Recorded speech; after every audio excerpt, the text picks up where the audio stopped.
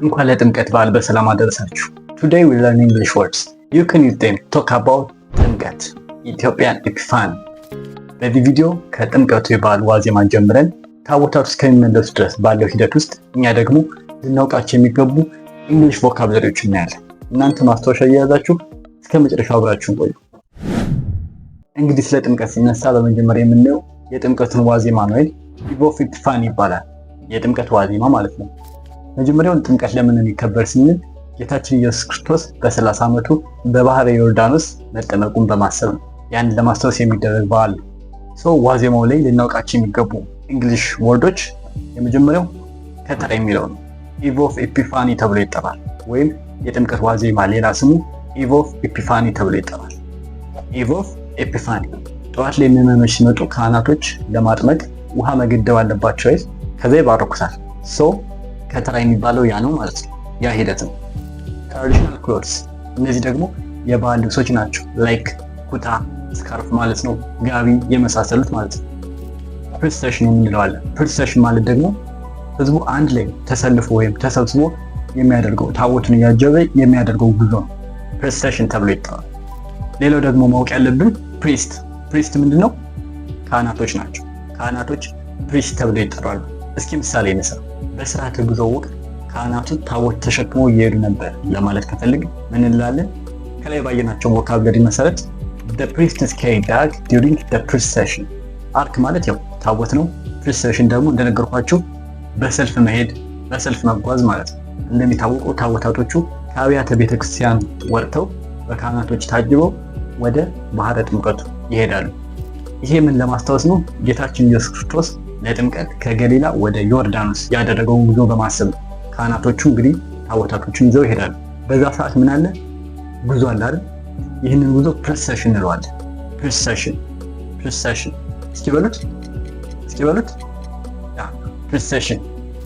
ስድስተኛ ደግሞ የምናየው ቮካብለሪ አርክ የምንለው ከላይ በምሳሌ ያወጣነዋል። አርክ ኦፍ ዘ ኮቨነንት ይባላል። ያው ኮቨነንት ቃል ኪዳኑ ማለት ነው። የቃል ኪዳኑ ታቦት ተብሎ ይጠራል። ለምሳሌ ታቦት በታላቅ ግርማ ይነግሳል ማለት ከፈለግን the ark is carried with a great respect። the ark is carried with a great respect እንላለን ማለት ነው። ሰባተኛ ደግሞ የምናየው ቮካብለሪ የከበሮ ምት እንለዋለን። blessed drum beat እስኪ በሉት blessed drum beat። ያ blessed የተባረከ ነው። እንደማንኛውም ከበሮች አለ አይደል? የምንጠቀመው አይደለም፣ ቤተክርስቲያን የምትጠቀመው ስለሆነ blessed የተባረከ ማለት ነው። የከበሮ ምት ስነ ስርዓቱን አስደሳች አድርጓል ማለት ከፈለግ the blessed drum beat makes the ceremony joyful። ሴሪሞኒ ማለት ያው ስርዓቱ ነው። joyful ደግሞ አስደሳች አድርጓል ለማለት ነው። በከተራ ወይም በዋዜማው ላይ ማወቅ ያለብን ሌላው ቮካብለሪ chant and hymn። chant ማለት ዜማው ነው። hymn ማለት ደግሞ ዝማሬው ነው። ዜማና ዝማሬ ማለት ነው። ዘማሪዎቹ ያማሩ መዝሙሮችን ዘመሩ ማለት ከፈለግ ምን እንላለን? the choir sang beautiful hymns እንላለን። hymns ናምን hymn እንዳትሉ እናት ነበር ሳይለንት ነው የምትሆነው። አሁን ደግሞ የምናየው ቮካብለሪ ስለ ኦቨርናይት ሴሌብሬሽን ወይም ባህረ ጥምቀቱ ላይ አዳር አለ አይደል? ካህናቶች ምንም ያድራሉ አይደል? ስለዛ አዳር ነው የምናወራው። እዚህ ጋር የምናገኛቸው ቮካብለሪዎች የመጀመሪያው ቴንት ወይም ሸልተር የምንለው ምን ማለት ነው? ድንኳን አይደል? የቃል ኪዳኑ ታቦት የሚያድርበት ማለት ነው። ለምሳሌ ታቦቱ በልዩ ድንኳን ውስጥ ያድራል ለማለት ከፈለግ dark stating a special tent overnight ማለት እንችላለን። ሁለተኛው ቮካብለሪ ሴሪሞኒ የአከባበሩ ስነ ስርዓት ወይም ስርዓት ማለት ነው። ሴሪሞኒ ማለት ለምሳሌ እዚህ ጋር እየይዘን ስነ ስርዓቱ ሌሊቱን ሙሉ ይቀጥላል ማለት ከፈለግ ምን እንላለን? the ceremony continues throughout the night እንላለን ማለት ነው።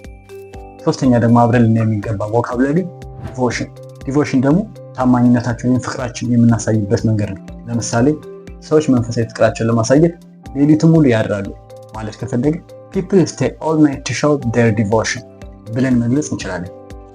የንጋቱን ጥምቀት ደግሞ እንዴት? የመጀመሪያው ቮካብለሪ holy water ታውቁታላችሁ። ጸበል holy water ይባላል። holy water ሰዎች ጸበል ለመቀበል ይጠብቃሉ ማለት ከፈለግን people wait to receive the holy water ማለት እንችላለን። ጠዋቱ ጥምቀት ጋር ይሄን ደግሞ ሁለተኛው ቮካብለሪ blessing ምርቃት ወይም በረከት ማለት ነው። ለምሳሌ ጳጳሱ ልዩ ምርቃት ወይም በረከት ይሰጣሉ ማለት ከፈለግን the bishop gives a special blessing እንላለን። ሌላው ማወቅ የሚገባን ደግሞ ባፕቲዝም ጥምቀት ማለት ነው። ኤፒፋኒካል በዓሉን ነው የሚያመለክት። ነገር ግን ጥምቀት እንዲሁም መጠመቅ የሚለውን ለመግለጽ ደግሞ ባፕቲዝም እንላለን። ጥምቀት የኢየሱስ ክርስቶስ የመጠመቅ ስርዓትን ያከብራል ማለት ከፈለግን ኤፒፋኒ ሴሌብሬትስ ዘ ባፕቲዝም ኦፍ ጂሰስ እንላለን ማለት ነው። ጥምቀቱ አለቀ እንበልና መመለስ አለ። ሪተርን ኦፍ ዳርክ በዛ ሂደት ደግሞ ልናውቃቸው የሚገቡ ቃላቶች ሪተርን ማርች የሽኝት ጉዞ ማለት ነው። የሽኝት ጉዞ በዓሉ ከተከበረ ታቦታቶች ሁሉ ወደ መጡበት ቤተክርስቲያን ይሄዳሉ ማለት ነው። ሽኝቱ ሪተርን ማርች ይባላል። ሪተርን ማርች ለምሳሌ የሽኝት ጉዞ ረጋ ያለና ክብር የተሞላበት ነው ማለት ከፈለግ the return marches calm and respectful ያው ካልም የተረጋጋ ማለት አይደል። ሌላ ልታውቁት የሚገባ ቃል ደግሞ የምስጋና ጸሎት። የምስጋና ጸሎት ምንድነው? Thanksgiving prayer ይባላል። ለምሳሌ ሰዎች የምስጋና ጸሎት ያደርጋሉ ማለት ከፈለጋችሁ people say a Thanksgiving prayer ማለት እንችላለን። ይህ የኢትዮጵያ ጥምቀት በዓል ነው። ከዋዜማው ጀምረን ታቦታቱ እስከሚመለሱ ድረስ ያለውን ሂደት እያየን እንግሊዝኛ ቃላቶችን ተምረናል። ቪዲዮ ላይ ያልተካተተ ነገር ግን መካተት ነበረበት የምትሉት ቃላት ካለ ኮሜንት ላይ ጻፉልን። ከሌለም እንኳን አደረሳችሁ እያላችሁ መልካም ምኞታችሁ ግለጹልን። ቪዲዮ ከተመቻችሁ ፕሊስ ላይክ፣ አዲስ ከሆናችሁ ደግሞ የእንግሊዝኛ ብቃታችሁን ለማዳበር ሰብስክራይብ የምትለዋን በተን ንኳት። መልካም የጥምቀት በዓል። ፈጣሪ ሀገራችን ይባርክ።